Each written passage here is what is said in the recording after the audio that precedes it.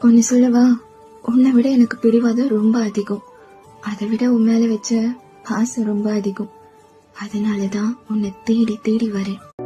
கனவே உன்னை வந்து சேர நான் இங்க வர ஒன்று கேட்டு என் மரணம் நெருங்கிடும் போதும் உன் நினைவில் வாழ்ந்திடுவேன். தீராத துயரத்தில் நானும் காற்றோடேன் கலந்தாய் நீயும் நீங்காத நினைவொளியான அன்பே அன்பே. மறு ஜென்மம் இருந்தால் கூட உயிரே உன் கரம் பிடிப்பேன, உன் கால் தடம் நான் தொடர்வேன் அன்பே.